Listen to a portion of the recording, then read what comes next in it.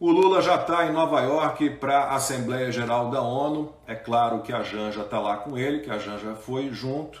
E o Lula, antes de ir para os Estados Unidos, esteve em Cuba e lá em Havana fez mais um discurso falando bobagem para variar. Primeiro, ninguém pode acreditar que o Lula tenha cobrado pagamento da dívida de Cuba com o nosso BNDES, o Banco Nacional de Desenvolvimento Econômico e Social. Aliás, ninguém sabe direito quanto a ditadura cubana nos deve, mas é algo em torno de US$ 1 bilhão, 5 bilhões de reais. E aí o que aconteceu? O ditador Dias-Canel pediu maior flexibilidade para pagar essa dívida. O que preocupa mais é que provavelmente o Lula não cobrou a dívida do jeito que deveria e ainda vai inventar de mandar mais dinheiro para Cuba, o nosso dinheiro, o dinheiro dos pagadores de impostos brasileiros. Em Havana, o Lula, usando aquela camisa, aquele modelo cubano de camisa guaiabeira, reclamou do embargo americano contra Cuba. Ele e a turma dele têm essa mania. Eles acham que todos os problemas de Cuba, e são muitos, se devem ao embargo americano. Pelo menos dessa vez, eles não falaram em bloqueio. Não é bloqueio. Não há cerco militar americano a Cuba impedindo que haja comércio entre a ilha e outros países. É embargo mesmo, e esse embargo proíbe empresas americanas de fazer negócios com Cuba.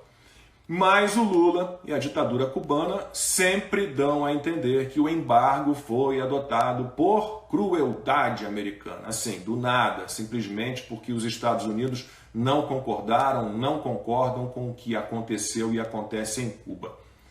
Agora, a decisão pelo embargo tem muito a ver com a nacionalização de quase 200 empresas americanas que tinham negócios em Cuba pelo regime de Fidel Castro.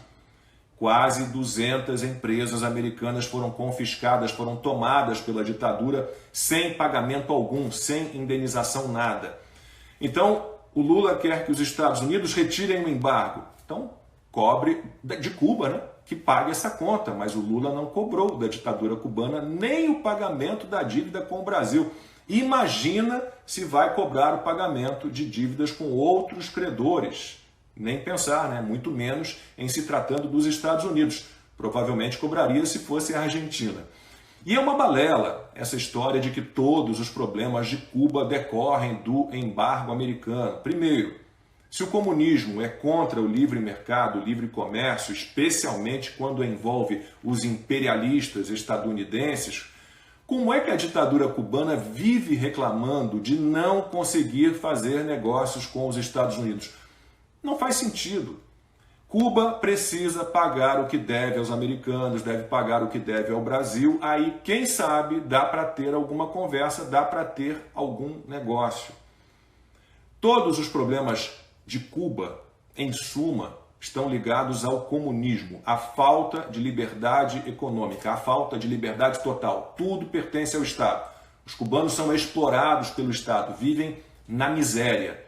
O Lula sabe muito bem que, apesar do que ele diz por aí, que na América Latina só Cuba deu um salto, cresceu, se desenvolveu, se industrializou, ele sabe que Cuba é uma tragédia, é uma tragédia. O Lula é mitomaníaco, ele mente muito. Essa história que ele conta de que na América Latina só Cuba teve melhora na qualidade de vida do povo é uma balela, é mentira, é mentira. Aliás, a Revolução Cubana é toda uma grande mentira. O Fidel Castro tomou o poder com o apoio dos Estados Unidos, se passando por anticomunista. Fulgêncio Batista, sim, tinha comunistas no seu governo. E as forças dele praticamente não enfrentaram os rebeldes do Fidel e do louco Che Guevara. A maior parte se entregou ou se juntou aos revolucionários. E na época do Fulgêncio Batista, é bom que se diga, a situação em Cuba era muito, mas muito melhor do que agora. Em todas as áreas, inclusive educação e saúde. Também é mentira que Cuba tenha um sistema educacional de primeiro mundo, um sistema de saúde maravilhoso.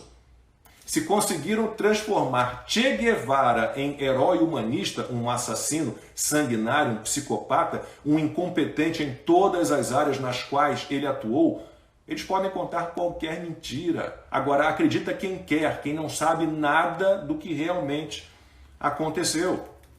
O Lula já perguntou, fora Cuba, qual foi o outro país que conseguiu resolver seus problemas? Para Lula, Cuba não tem quase problemas.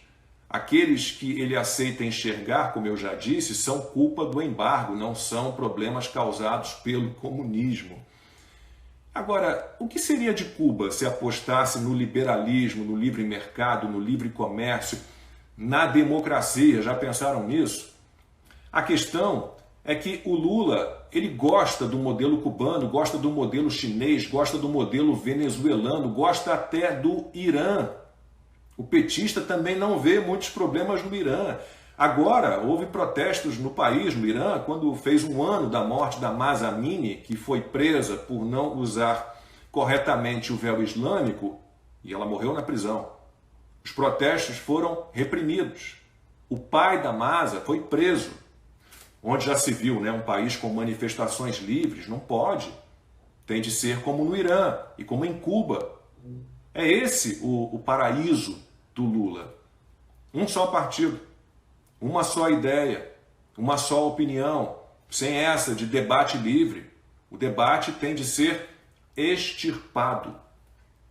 O Lula está assim, gente, sempre do lado errado. Ele está com o chamado eixo do mal. O Lula está com o Ebrahim Raisi, com o Putin, o Maduro, o Ortega, o Dias-Canel, com o Xi Jinping. Ele está contra o Ocidente. Ora, por que, de repente, ele esqueceu da existência do Tribunal Penal Internacional? Esqueceu que a adesão do Brasil foi aprovada pelo Congresso e incluída na nossa Constituição. Esqueceu que indicou uma juíza para o tribunal que queria que Bolsonaro fosse julgado no tribunal. Aí, de repente, lembrou e solta o seguinte, o que tem no tribunal são bagrinhos. O Tribunal Penal Internacional, que tem 35 dos 38 membros da OCDE. A conclusão é a seguinte, o Lula é indefensável. Não importa qual seja a questão, não importa do que se fale.